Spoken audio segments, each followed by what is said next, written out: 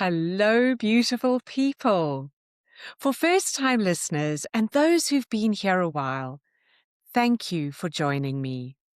This podcast is where we build mental fitness, confidence, and self-love without following someone else's blueprint. I'm Lulu, and if you are feeling stuck, anxious, struggling with your worthiness, or if you're doing well but want to do even better, you're in the right place. This podcast is about doing life on your terms and doing the real inner work of building self-love and self-worth from the inside out. These are honest conversations about becoming who you really are, with simple tools that meet you where you are. This is unedited and always from the heart. Today is part 6 of an 8-part series that came out of questions I saw people kept asking last year. If you're new to the series, welcome. Each episode stands on its own, but the earlier episodes are there for you, and I encourage you to give them a listen. There's tons of good stuff waiting for you. And here's what we've been through so far. We started with feeling stuck when nothing's technically wrong. Then we explored knowing what to do, but not being able to do it. We looked at why confidence feels so hard, even when you know you're capable. We met the inner critic and learned how to update that harsh, harmful voice. And last week, we explored exhaustion and why you might feel so tired all the time, even when you're eating right and taking all the supplements and doing all of that good stuff. At the end of last week's episode, I mentioned that something curious often happens when you start to rest and create moments of safety. Instead of feeling calm, you might actually feel anxious, like something is just a bit off, like you've forgotten something. It's low-level, unsettling, and odd. It feels like what's going on? I can't quite put my finger on it. It's almost as if, without necessarily realizing it, the calm feels suspicious. Before we dive into today's conversation, please take a few seconds to share this episode with people you love who've ever felt anxious when things were going smoothly. Anyone who has ever thought, this is going too well. Something bad must be around the corner.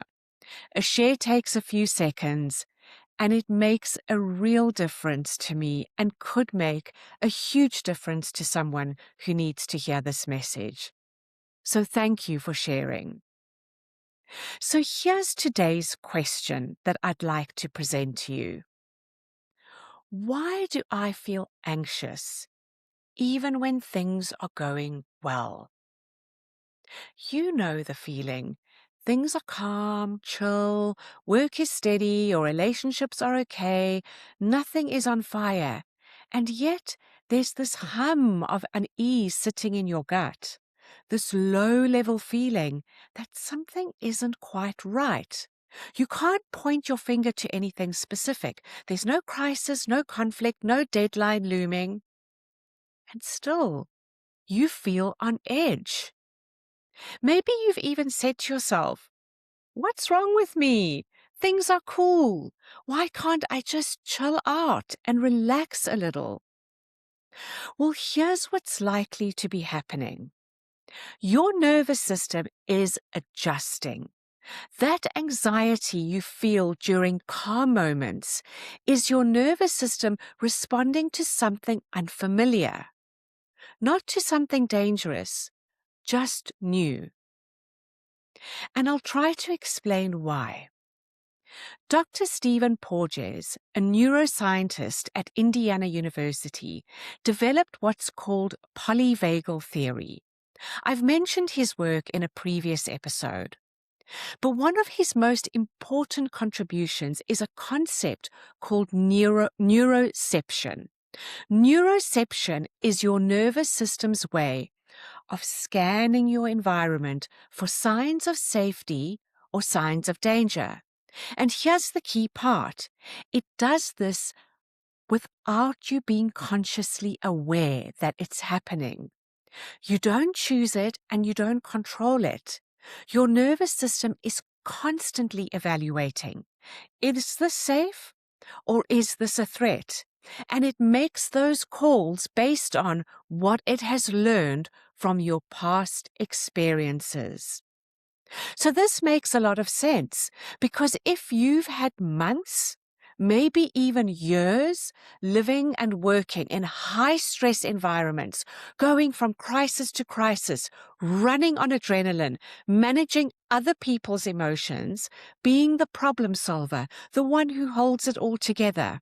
If you've been doing that, your nervous system has been set to that level of high intensity. That state of high alert has become your normal, your baseline. So when things actually do calm down, when there's no crisis to manage, no fire to put out, your nervous system doesn't understand that or necessarily register it as peace. It registers as something unfamiliar. And unfamiliar to your nervous system can feel like a threat. Not because calm is dangerous, but because calm is new. Your system hasn't had enough experience of that calm to trust it yet. I actually think it's wild how much of our responses are learned from past behavior and experiences. But once we are aware of this, then we can understand our responses so much better. I know this experience personally. For years, my life operated at a high level of intensity. There was always something to manage. A crisis was in full swing, or there was a situation that needed my undivided energy and focus. And I became very good at this. I became very good at being in crisis mode. I could function in chaos. I could hold things together when everything around me was falling apart. And I'd even go so far as to say that with me, I started to sense that maybe I was addicted, in a way, to that kind of intensity. But here's the thing that we aren't prepared for and that we need to be aware of. When the chaos stops, when you actually create the stability you've been working towards, it doesn't feel the way you expected it to feel. For me, instead of relief, there was something unsettling in my body. This restlessness, this low hum of something is wrong. I must be forgetting something. This can't possibly last. I used to think that meant something was actually wrong with me, that I was incapable of being happy or at peace. Yeah, maybe that I was addicted to stress. But what I came to understand through my own work and through my research is that my nervous system was simply doing what it had been trained to do. It was scanning for the next threat, and when it couldn't find one, it created the feeling of one, because that is what it was used to. Now that's the adjustment period. And knowing that it's the adjustment period is everything. Because once you understand that this anxiety is an adjustment, a recalibration, and not a warning, you can respond to it completely differently. And that is where your power lies to make a meaningful difference in your own life. And there's another layer to this that I want to share with you. Researcher Brené Brown identified something she calls foreboding joy. It's the experience of feeling joyful and then immediately being hit with worry or dread. It's like you're watching your child play and you're filled with love, and then your brain says, "What if something terrible happened to them?" Or you get a promotion, and before you can even celebrate, you're thinking to yourself, what if I can't keep this up? Now, Brené Brown describes this joy as one of the most vulnerable emotions we can feel. For many of us, vulnerability doesn't feel safe. So our brains jump in to protect us. If I don't let myself feel too happy, I won't be devastated when it's taken away. If I stay on guard, at least I'll be prepared.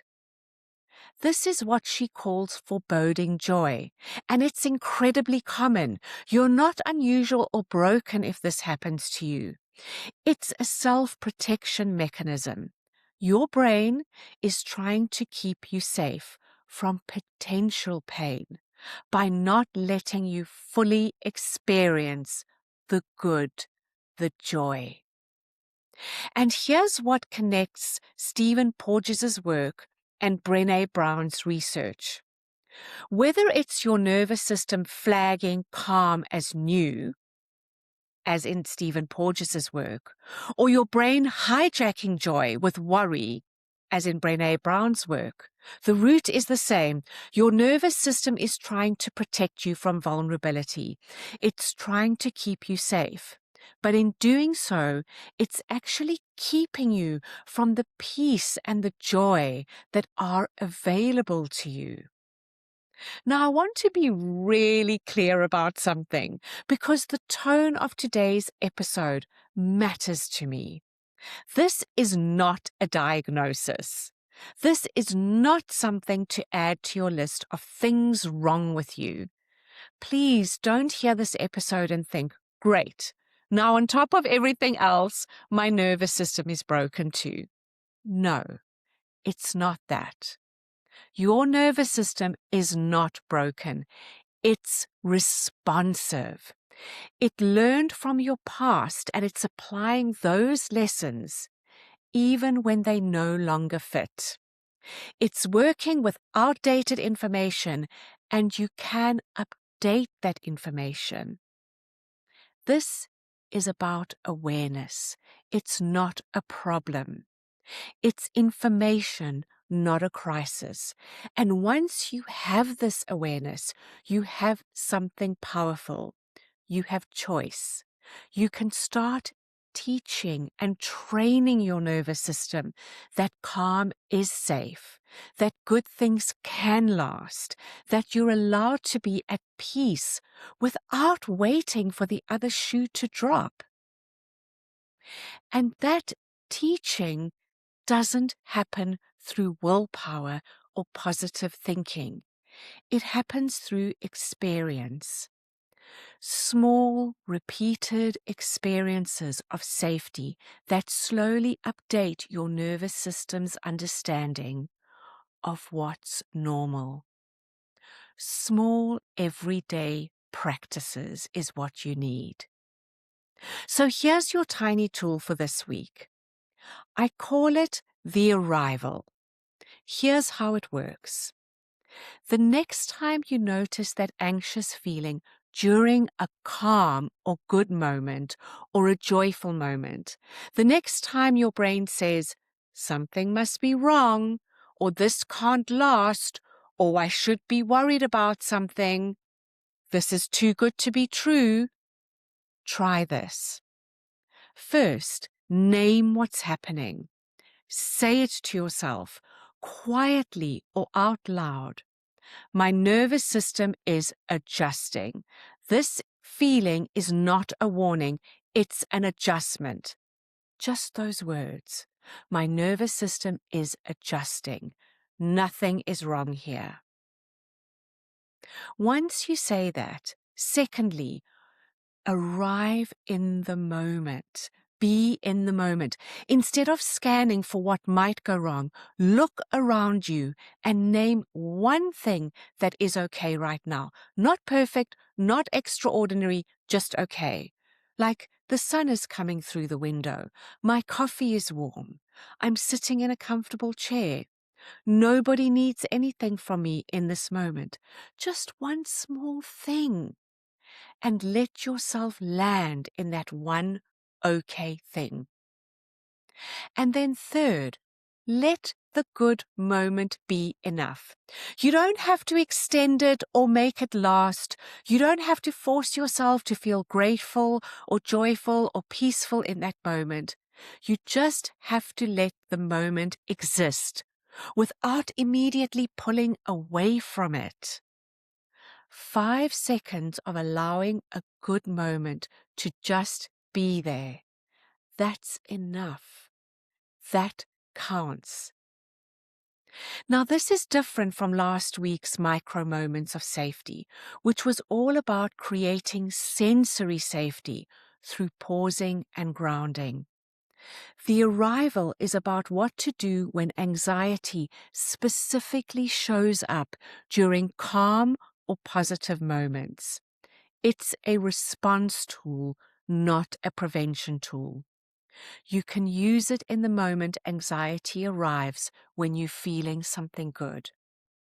And why does it work? Because every time you name the anxiety as an adjustment rather than a warning, you're giving your nervous system new information. You're saying to it, we're not in danger. This is just new.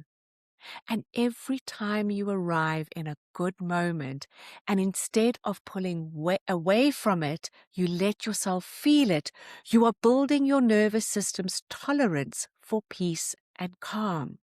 And you're teaching it that calm and joy can be trusted. Over time, this practice compounds. Just like the other tools in this series, it's about small, consistent signals that gradually recalibrate your baseline.